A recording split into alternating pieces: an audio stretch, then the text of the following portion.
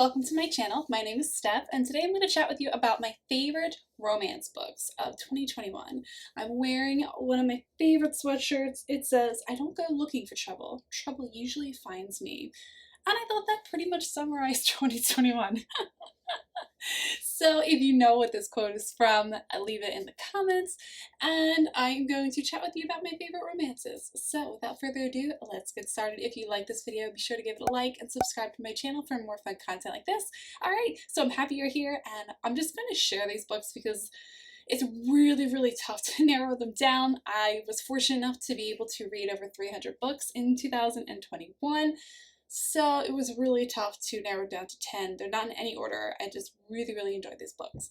So starting off, let's go with Isn't It Romantic? So if you've watched my channel before, you know I love the Bromance Book Club boys.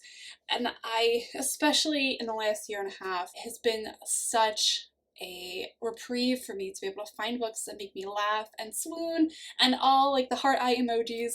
It's just anything that can lift my spirits is really great, and the Bromance Book Club boys always make me laugh hysterically, laugh out loud, and I love the romances. They're so great. So this is the Russian Vlad's story. He's a professional hockey player, and he is injured in the beginning of the book, so he and his wife, who had a marriage of convenience 6 years earlier, are now, you know what, I'm not going to chat all day long about these books. I'm just going to tell you how much I love them. So Isn't It Romantic? I loved it. It cracked me up, and I have since already reread it. It's so good. Next up we have two books. It's a duology, The Match and the Enemy by Sarah Adams. I loved both these books. I couldn't pick just one, so I just thought I'd clump them together into one of my top 10s.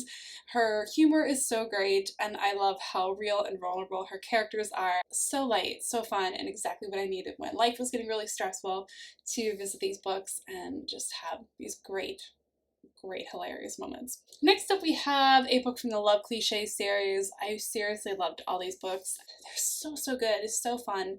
You'll notice a lot of contemporary romances in here, but if I had to pick one that was my favorite, it was definitely Falling for Your Best Friend.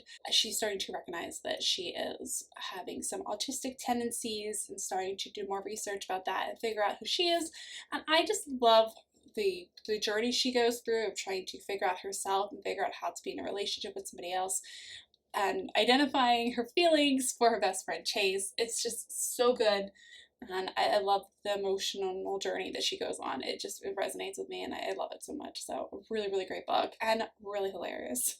Next up we have Match for the Marine. Now this one was a surprise for me, a new to me author this year, and this was the first book I read by her. This is between a Marine whose mom goes to this matchmaking service and is like, "Please help my son find someone." So he ends up getting assigned to the main female character, who is a matchmaker. These two end up having more tension with each other than the people she's trying to set him up with, but it's like this whole forbidden romance. It was funny. I loved her voice as an author, and I really just wanted to see what happened next as I read this, which made it so fun and entertaining to read.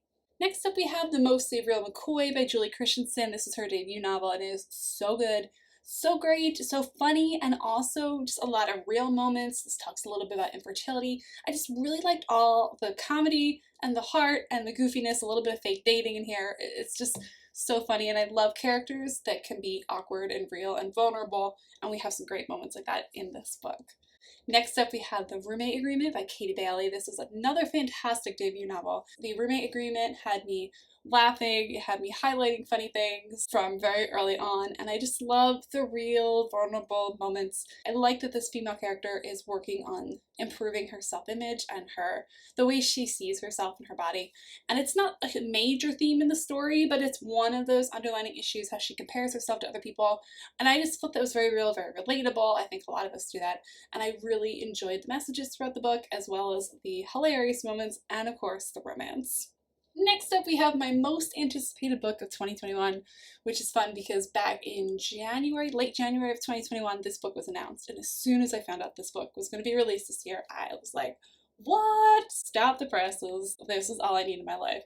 And it was delightful, and it was Charming Artemis by Sarah Eden. This is a crossover of two of her Regency families that she has created series for. This is the youngest of both of those families. Two are caught in a position that is compromising, even though they're not actually doing anything wrong, but in society's eyes, they were caught alone together, and now they have to marry, except these two buttheads driving each other crazy since they met in earlier books of the series. So this was just such a delight to read. The families are wonderful to read about, and we get glimpses of characters from previous books in each of the series. And the oldest siblings of each of these families butt heads and drive each other crazy. One in particular is very grumpy, and the other one is such a goofball who loves to get on the grump's nerves. So basically it's amazing, and I could go on about it, and I loved it. Next up we have Spot of Trouble. This is by Terry Wilson, and this was such a delight. I just picked this up because I absolutely love the cover. One of my favorite covers of the year for sure. And this was just exactly what I needed. It was this light, fun, fluffy story, but it also had such a lot of heart. I loved the tension between the characters. I'm such a dog lover, so I loved that both these two had dogs that would get mixed up in public because the dogs look a lot alike. This is loosely inspired by 101 Dalmatians, so I thought that was really cool too. But just really entertaining. He's a firefighter. She's the daughter of the police chief, so already there's tension between the firefighters and the police in her small beach town. Another thing to love, it takes place at the beach. She has her own cupcake business, and another thing that I absolutely love is that she is dear friends with some of the senior citizens in the nursing home in her town, and she is there a lot. We get to see these hilarious, like, 3 Charlie's Angels type gang of women who back her up and support her throughout the story. I just loved it. I loved the setting. I loved the characters. It was really funny and really, really great. So definitely so glad I picked this up, and there's going to be another book in this town in this series coming out this year. I definitely want to keep my eyes peeled for. Next up we have World's Worst Boyfriend by Karina Taylor. Now I had read Mr. HOA, which was the first in this series, was not able to get book number 2 yet. I need to get back to that, but I read this book and honestly it just like blew me away. Partially because I just didn't have high expectations for the World's Worst Boyfriend, I guess. It just like superseded my expectations. Totally just was not what I thought it would be. Has some twists and turns in there, and it just is really funny, really great character development, and I just loved it. I thought it was such a great treat to read, and I definitely need to read more by her because what I've read from Karina Taylor so far has been not just good, but like really, really good. So definitely need to check out more from her. And last but not least, we have another indie author, Gracie Ruth Mitchell.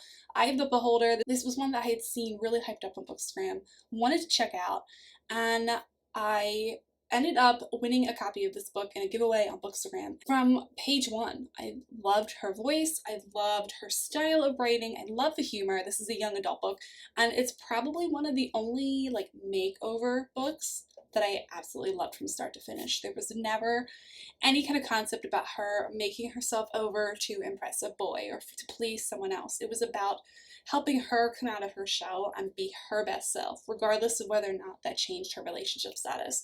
It was really about her kind of coming to terms with who she is and who she wants to be, and really being her best self, and that was it, and it was great. And she happened to have romance along the way, some really great moments of character growth and really funny moments too. I need to read more by her, so I'm definitely going to be making that a priority for 2022. So that wraps up my top 10 romances. Like I said, they're in no particular order. If I had to rank like my top one, Charming Artemis would definitely be up there, but I've honestly loved all these books, and if you have read any of them, let me know. If you are interested in other romance recs, I'll leave a few others in the description. I'm going to be making more of these soon, so let me know what other romance books you want to have recommendations for on my channel. So thank you so much for watching. If you like this, be sure to give it a like and subscribe to my channel, and I look forward to chatting with you guys next time. Have a great day. Bye!